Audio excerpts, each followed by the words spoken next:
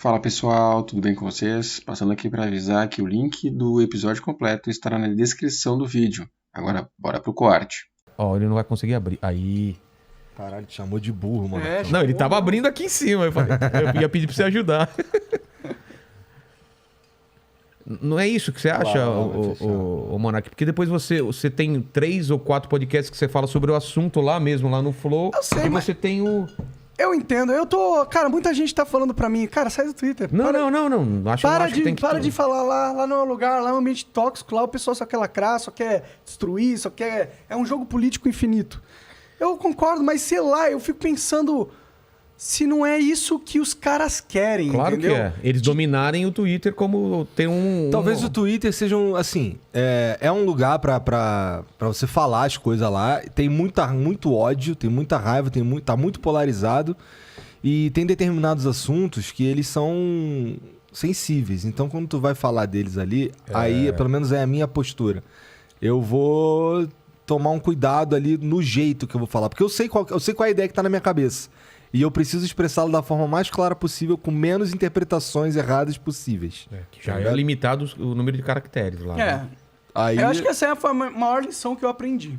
Porque, tipo, eu sei que eu não posso abandonar o Twitter. Mas eu também não posso ser burro. No sentido de, eu entendo que lá, infelizmente, é um lugar doente. Então, eu tenho que estar com o sistema imunológico bom. Eu não posso só simplesmente dar brecha para aquela doença me infectar, né? E infelizmente, nos últimos séries de tweets, eu dei uma brecha e a doença infectou, né? Mas eu sinto que você tem até uma casca mais grossa que a minha lá, cara. Não, o Monark é cancelado toda semana. Porque você sempre tá levantando discussão e tá de boa. É que ele tem um método socrático, ele fica fazendo perguntas, tá ligado?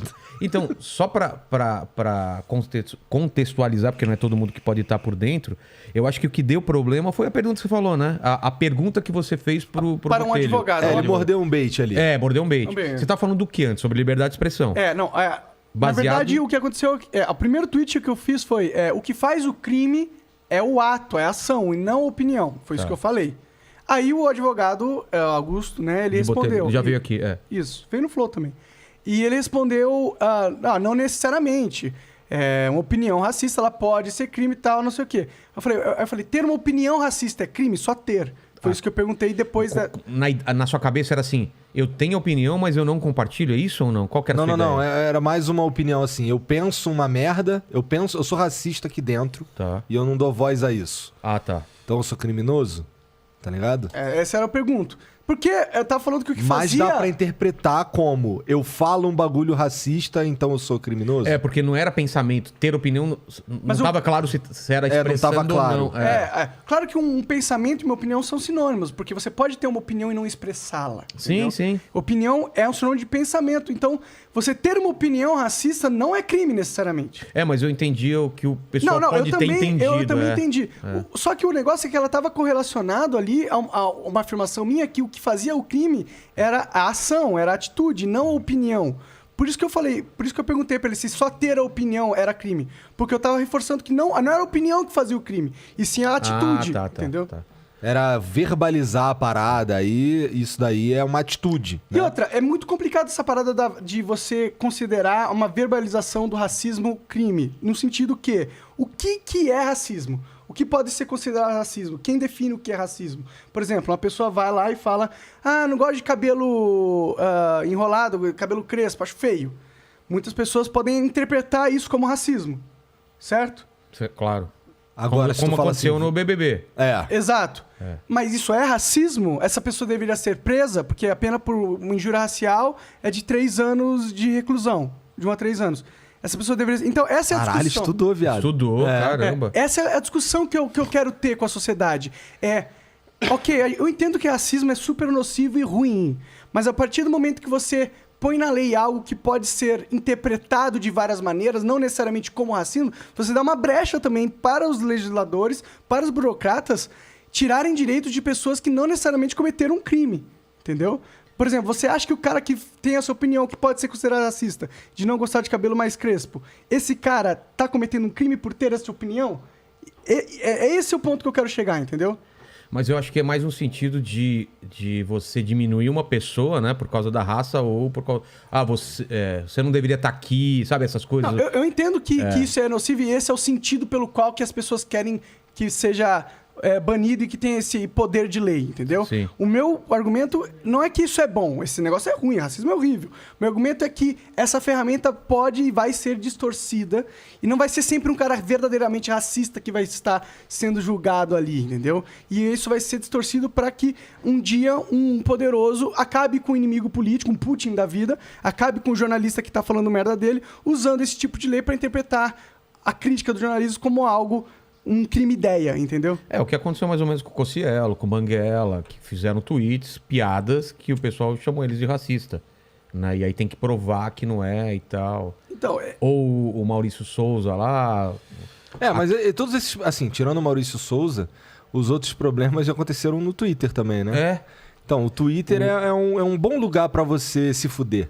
Se você não fecha todas as possibilidades de interpretação. Não, mesmo ali. fechando ainda você Às pode... vezes, você mesmo fechando pode se fuder. Não, tá claro que não. Aí alguém vai achar que não tá claro.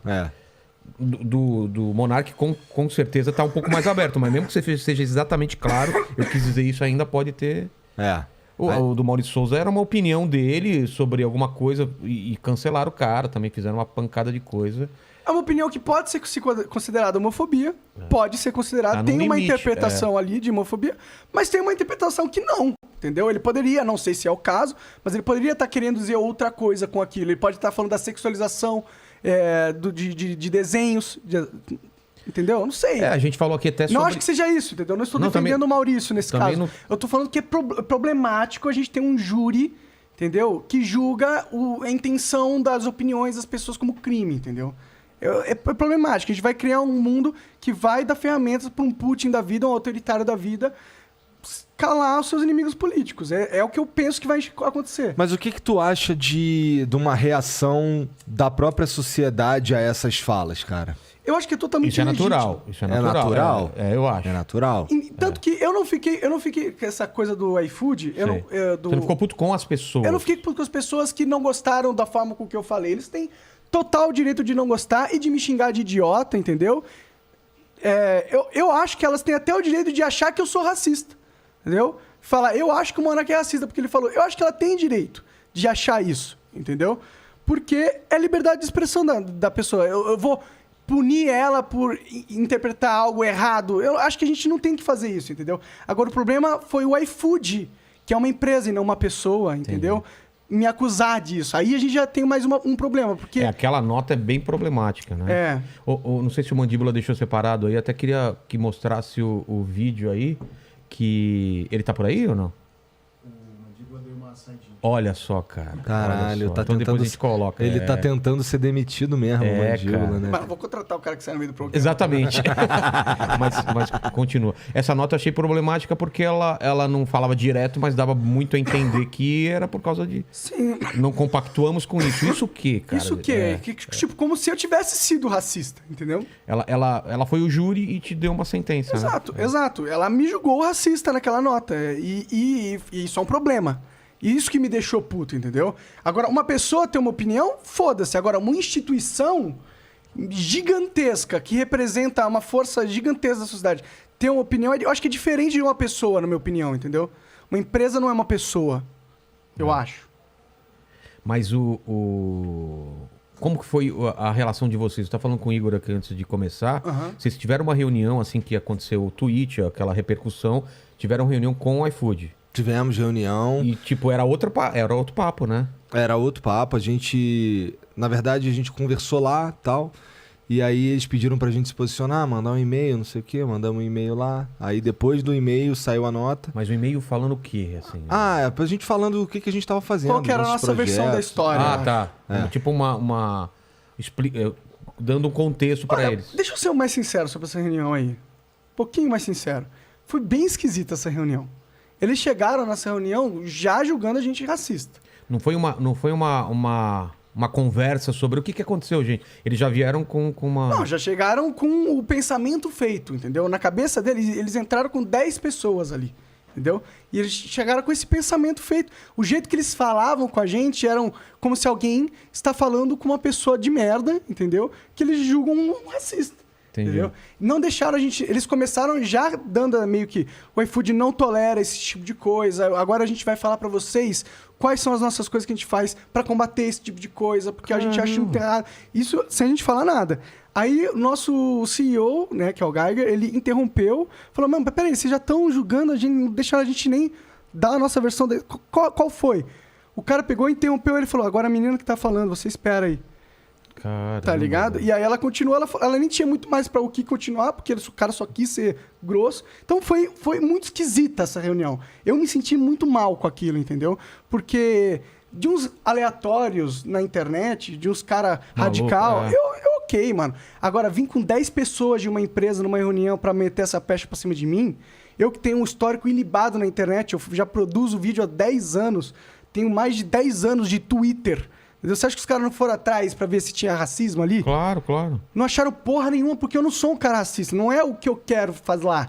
Eu tô falando sobre liberdade de expressão, é outra coisa. Isso que eu falo em relação a você é a mesma coisa que eu falei com o Banguelo com o Cielo. Os caras que conhecem falam, ele é racista?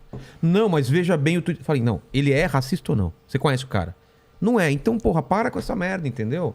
Uma coisa é, o que ele escreveu parece ser alguma coisa racista. Outra coisa é chamar o cara de racista, cara. Porque a gente tem um problema grave de comunicação, de interpretação de texto, de diálogo. E, cara, se a gente não conversar, a gente não vai chegar em lugar nenhum.